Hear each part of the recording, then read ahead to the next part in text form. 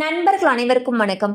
இன்னைக்கு நம்ம இந்த வீடியோல தமிழகத்தில் மீண்டும் பல மாவட்டங்களில் மிக கனமழை என்ற தகவல் வெளியாகி இருக்கு. சோ அதை பத்தி தான் இப்ப நம்ம பார்க்க போறோம்.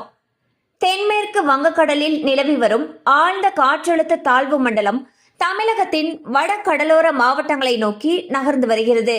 இதன் காரணமாக தமிழகத்தின் 16 மாவட்டங்களில் கனமழை பெய்யும் என்றும் அதில் 4 மாவட்டங்களுக்கு மிக கனமழைக்கான ஆரஞ்சு அலர்ட் எச்சரிக்கை விடப்பட்டுள்ளது என்றும் சென்னை வானிலை ஆய்வு மையம் கூறியுள்ளது.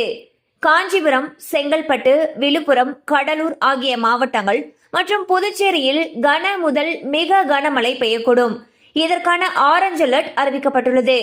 சென்னை, திருவள்ளூர், ராணிப்பேட்டை, திருவண்ணாமலை, கள்ளக்குறிச்சி, பெரம்பலூர், அரியலூர், புதுக்கோட்டை, தஞ்சாவூர், திருவாரூர், நாகப்பட்டினம், மயிலாடுதுறை ஆகிய மாவட்டங்களில் இன்று கனமழை பெய்ய வாய்ப்புள்ளது. சென்னை, திருவள்ளூர், காஞ்சிபுரம், செங்கல்பட்டு, ராணிப்பேட்டை ஆகிய மாவட்டங்களில் நாளை மிக கனமழை பெய்யக்கூடும். இதற்கான ஆரஞ்சு அலர்ட் எச்சரிக்கையும் அறிவிக்கப்பட்டுள்ளது. மேலும் வேலூர், திருவண்ணாமலை, விழுப்புரம், கடலூர் ஆகிய மாவட்டங்கள் மற்றும் புதுச்சேரியில் நாளை கனமழை பெய்ய வாய்ப்புள்ளது. புயல் கரையை நெருங்கும் பொழுது தமிழகத்தின் வட கடலோர மாவட்டங்களில் மணிக்கு 50 கிலோமீட்டர் வேகத்தில் பலத்த காற்று வீசக்கூடும்.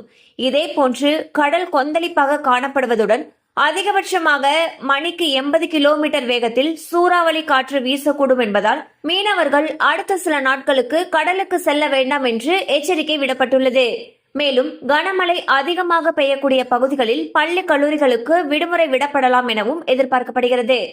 சோ பாத்தீங்கன்னா புதிய காற்றழுத்த தாழ்வு மண்டலம் காரணமாக பல மாவட்டங்கள்ல கனமழை பெய்து வருகிறது.